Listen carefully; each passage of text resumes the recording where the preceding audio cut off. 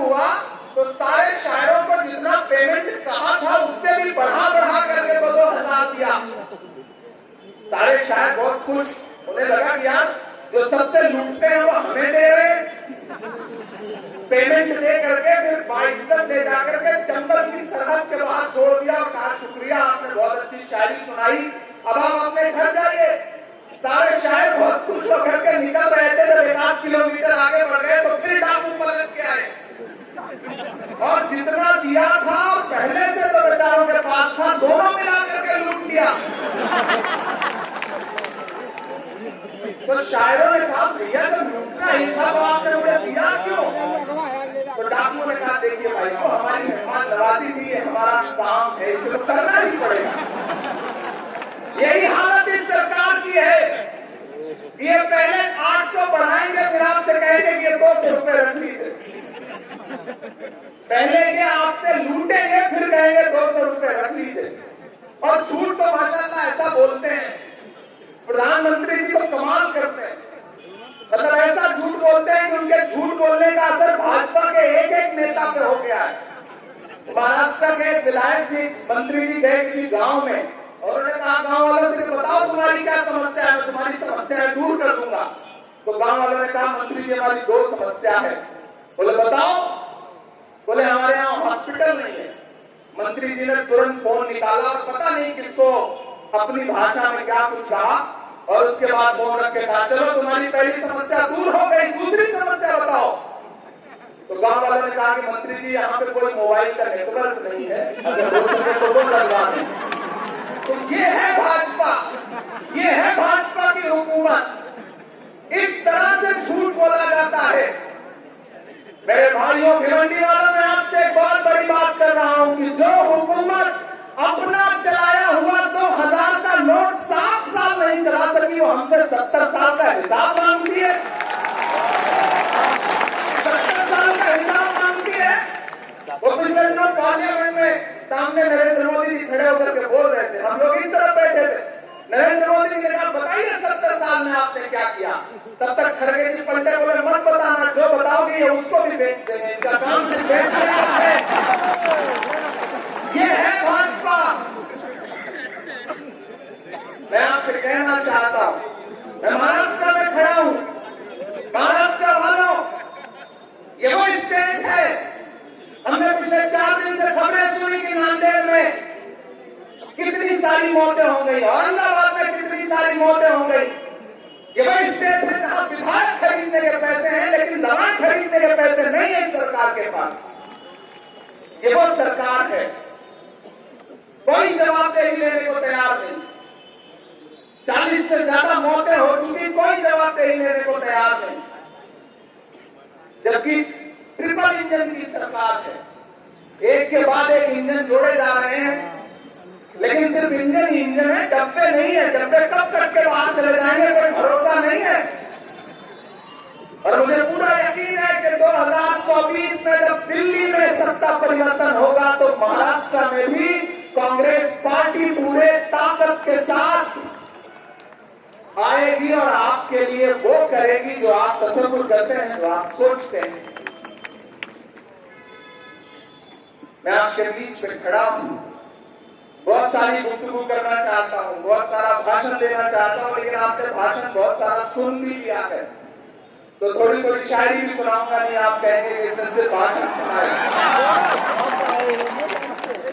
मैं सांसद तो हो गया हूं लेकिन पहले तो शायर ही हूं, तो मेरा ख्याल है कि वो भी आपके साथ इंसाफ कर रहे हैं। मुझे खुशी है कि इधर स्टेडियम की जो सीढ़ियां हैं उस पर लोग बैठे हैं, इधर भी जहां तक नजर जा रही है लोग हैं, पीछे जहां तक नजर जा रही है वहां तक लोग हैं। और मैं यहां खड़ा हूं और ये जो रोशनी है वो इतनी तेज है कि जो भी यहां खड़ा हो रहा है वो पसीने में नहा जा रहा है। रमेश दोस्त का शेर है कि नया पाने की चाहत में पुराना छूट जाता है, तुझे अपनाऊं तो मुझसे जमाना रूठ जाता है। मोहब्बत पढ़ने लिखने में बहुत आसान है लेकिन मोहब्बत को निभाने में पसीना छूट जाता है। मैं आपसे वादा करता हूं कि वो मोहब्बत में निभाऊंगा। रशीद साहब ने कहा कि स्टेडियम की हालत बहुत खराब है, इसके लिए कुछ बजट दीजिए। अब रशीद साहब ने कहा है तो उनकी बात माननी ही पड़ेगी।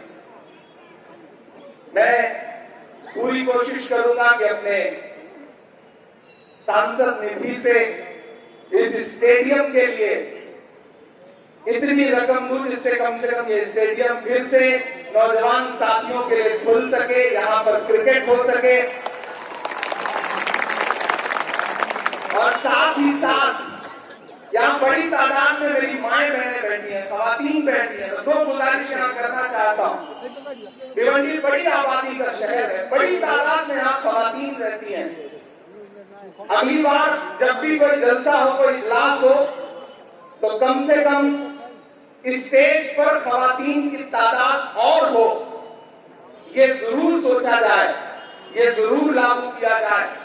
दूसरी बात ये कि जब ये स्टेडियम खुले तो कम से कम एक वक्त ऐसा हो कि जब बाकायदा खवातीन के लिए वॉक करने के लिए या फिर उनके टहलने के लिए एक वक्त मुकर्रर किया जाए, ताकि वो बेधड़क होकर के बिना किसी डर के इस स्टेडियम में आ सके, अपने बच्चों के साथ टहल सके, घूम सके, ये जरूर किया जाए।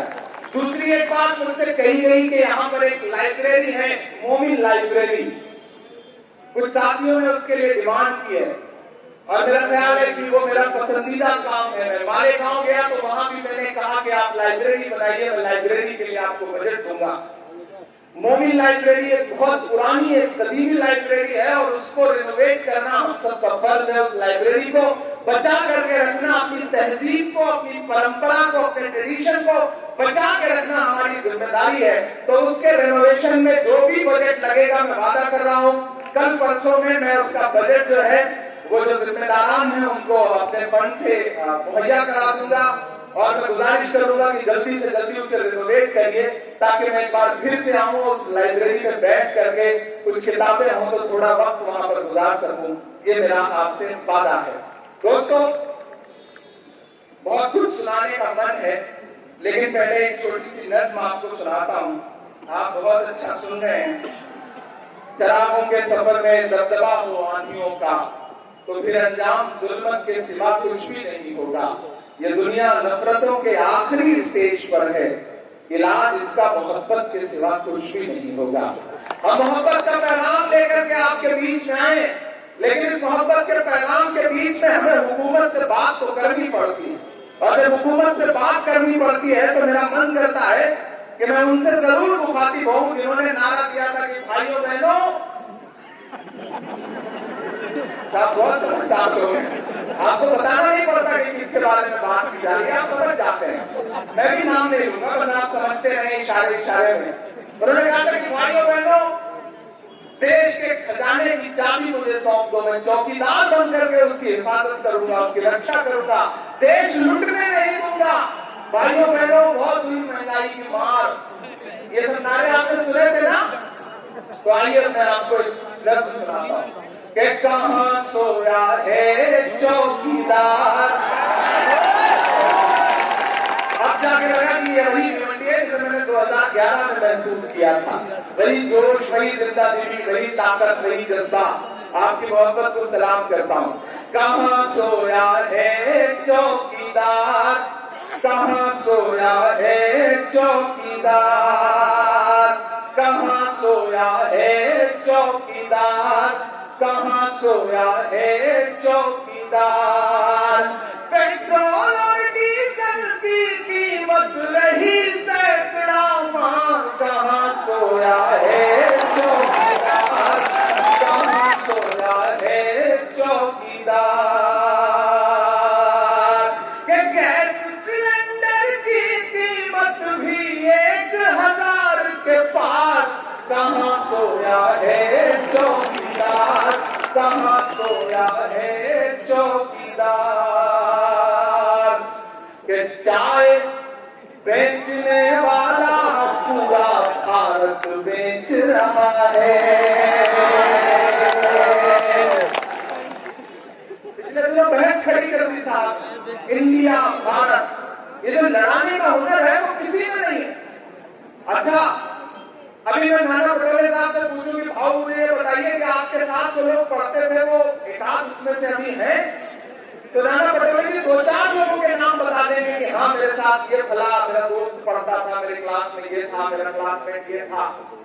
लेकिन साहब ने पॉलिटिकल एंटायर साइंस में पोस्ट ग्रेजुएशन किया है, लेकिन आज तक पूरे भारत में एक आदमी भी ऐसा निकल के नहीं आया जो ये कहता हो कि मैंने साहब के साथ पढ़ाई की है। फिर वो कहेंगे कि मैंने बटनगर में चाय बेची है। मुझे पूरे भारत में एक भी आदमी नहीं मिला जिसने कहा हो कि हाँ मैंने उनकी बेची हुई चाय खरीद के पी है, नहीं मिला कोई। मैं शायर हूं, मैं इशारे में बात कहने की कोशिश कर रहा हूं कि चाय बेचने वाला पूरा भारत बेच रहा है, इसी काम में हासिल उसे महारत बेच रहा है। कि रेल बिक गई, तेल बिक गया, बिका हवाई अड्डा। अगला जो मिसरा है वो पीछे तक लोग खड़े हैं, आप ये मत समझिए कि मैं आपको देख नहीं पा रहा हूं। आप ये जो पेड़ खड़े हैं, दरख्त है, उनकी ओट से भी मैं आपको महसूस कर रहा हूं। अगले मिसरे में मैं एक नाम लूंगा और आपके हाथ उठ जाएंगे। मैं पढ़ता हूं कि रेल बिक गई, तेल बिक गया, बिका हवाई अड्डा, सब कुछ बिकता देख के खुश है अपने जेबी लड्डा। कि जनता महंगाई की मारी करती हाहाकार, कहाँ सोया है चौकीदार, कहाँ सोया है चौकीदार। तमाम नारे आप करिए। एक नारा दिया था ना कि बहुत बड़ी महंगाई की मां, तो महंगाई का आलम तो ये है। दूसरा नारा क्या दिया? बेटी बचाओ बेटी पढ़ाओ। भिवंडी वालों, उस नारे की सच्चाई ये है कि हमारी आंखों ने कठुआ देखा, जहां एक 6 साल की बच्ची आसिफा का बलात्कार हुआ तो बलात्कारियों के समर्थन में भाजपाइयों ने रैली निकाली। उन्नाव में भारतीय जनता पार्टी का विधायक बलात्कार के आरोप में सजा काट रहा है। उस नारे की सच्चाई ये है कि लाल किले की प्राचीर पर खड़े होकर के, दीवार पर खड़े होकर के 15 अगस्त को प्रधानमंत्री ने महिला सुरक्षा और महिला सशक्तिकरण पर भाषण दिया और उस भाषण के महज 2.5 घंटे बाद गुजरात में बहन बिल्किस के बलात्कारी न सिर्फ रिहा किए गए बल्कि उनको मालाएं पहनाई गई। ये है उस नारे की सच्चाई। उस नारे की सच्चाई ये है कि हमने हाथरस में रात के 2 बजे जबरदस्ती एक दलित बिटिया जिसके साथ बलात्कार हुआ उसकी लाश को जलाते हुए देखा। उस नारे की सच्चाई यह है कि ओलंपिक पदक लाने वाली हमारी पहलवान बेटियां जब जंतर मंतर पर इंसाफ के लिए बैठी तो वहां से 200 मीटर दूर बैठे हुए प्रधानमंत्री जी ने एक भी दिन उनकी चीखें नहीं सुनी, उन्हें सड़कों पर घसीटा गया। ये है उनके नारे की सच्चाई। और अब उनके नारे की सच्चाई ये है कि हमारी आंखों ने वो मंजर देखा जिसे इंसानियत में कभी हम देखना भी पसंद नहीं करेंगे कि मणिपुर में न सिर्फ बेटियों के साथ बलात्कार हुआ बल्कि उनको बिना कपड़ों के हुजूम ने परेड करवाई। ये है उनके नारों की सच्चाई। भिवंडी वालों, उनके नारे कुछ और होते हैं, बातें कुछ और होती हैं। उन्होंने नारा दिया सबका साथ सबका विकास, लेकिन उसकी सच्चाई ये है कि देश की राज्यसभा में 3 मुसलमान भारतीय जनता पार्टी के सांसद हुआ करते थे, एमजे अकबर, मुख्तार अब्बास नकवी, सैयद जफर इस्लाम। जैसे ये नारा दिया उसके बाद तीनों कहां भेज दिए गए, कहां फेंक दिए गए, आप पता भी नहीं लगा सकते। ये है उनके नारे की सच्चाई। ये है उनके नारे की सच्चाई कि प्रधानमंत्री जी भाषणों में सबका साथ सबका विकास की बात करते हैं, उधर तबरेज अंसारी, मिनहाज अंसारी, पहलू खान से लेकर के, जुनैद से लेकर के, रकबत से लेकर के, मोहम्मद उमर से लेकर के, अखलाक से लेकर के, न जाने कितने लोग सड़कों पर चलते हुए भीड़ के जरिए मार दिए जाते हैं और ये हुकूमत चुप रहती है। ये है उनके नारों की सच्चाई। ऐसे में एक शख्स जिसका नाम राहुल गांधी है, उसने कहा कि नहीं, मैं इस नफरत के खिलाफ खड़ा होऊंगा, डरूंगा नहीं। उसने नारा दिया कि डरो मत, और मैं महाराष्ट्र की सरजमीन को सलाम करूंगा कि कन्याकुमारी से शुरू हुई यात्रा गई तो कश्मीर तक, लेकिन महाराष्ट्र ने जो इस्तकबाल किया, जो स्वागत किया, जो मोहब्बत उस यात्रा को दी है, चाहे वो नांदेड़ की रैली हो या शेगांव की रैली हो, वैसा मंजर पूरे हिंदुस्तान में हमने और कहीं नहीं देखा। मैं महाराष्ट्र कांग्रेस के एक साथियों को इस बात के लिए मुबारकबाद दूंगा कि उस यात्रा का आपने इस तरह से स्वागत किया। मैंने तो उस समय एक डिबेट में बैठा, एक कॉन्क्लेव में, तो एक पत्रकार साहिबा ने मुझसे कहा कि इमरान साहब आप इस यात्रा के साथ खड़े हैं, आप क्या सोचते हैं? मैंने कहा ये किसने कहा आपसे आंधी के साथ हूं? मैं गोडसे के दौर में गांधी के साथ हूं। मैं खड़ा हूं राहुल गांधी के साथ कंधे से कंधा मिला करके, मैं चल रहा हूं उनके साथ कंधे से कंधा मिला करके, और आपकी दुआएं मुझे ताकत दे रही हैं। और आपकी ये दुआएं नहीं तो मैं अलग ऐलान के कहता रहूंगा कि जो हर जालिम से टकराएगी वो आंधी बनाऊंगा। नए अंग्रेज आए हैं, नया गांधी बनाऊंगा। वो नया गांधी आपके सामने है, जो इस दौर का गांधी है, जो बिना डरे भारत को जोड़ रहा है और लगातार नफरत के बाजार में मोहब्बत की दुकानें खोल रहा है। वो दुकान पहले हिमाचल प्रदेश में खुली, फिर कर्नाटका में शोरूम खुला, और मैं यहां खड़ा होकर के कह रहा हूं कि आने वाले दिनों में तेलंगाना, मध्य प्रदेश, छत्तीसगढ़, राजस्थान जैसे बड़े राज्यों के चुनाव हैं। आप देखना कि इन चारों राज्यों में कांग्रेस पार्टी प्रचंड बहुमत के साथ सरकार बनाने जा रही है। बड़े बड़े शोरूम इन राज्यों में भी खुलने जा रहे हैं।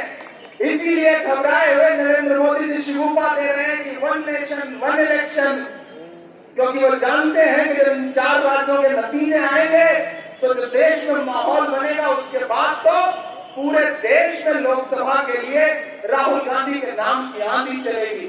और महाराष्ट्र वालों, आपके यहाँ के जो इंटरनल सर्वे आए हैं वो तो कमाल है। 48 सीट में क्लीन स्वीप करने जा रही है यहाँ पर महाविकास अघाड़ी। कांग्रेस आगे बढ़ करके उसको लीड कर रही है। मैं लगातार राहुल जी के साथ उनके इस मिशन में खड़ा हूं। जब कर्नाटक में मोहब्बत का शोरूम खुला तो मैंने एक नज्म कही थी, मैं वो आपको सुनाता हूं। आप सुनाता हूं, आप जब नीचे से इरशाद कहते हैं तो अच्छा लगता है। वही उतना सुनने के लिए मैं एक लम्हे के लिए रुक गया था कि हर भारतवासी की चाहत जीत गई कर्नाटक में, नफरत हारी और मोहब्बत जीत गई कर्नाटक में। हर भारतवासी की चाहत जीत गई।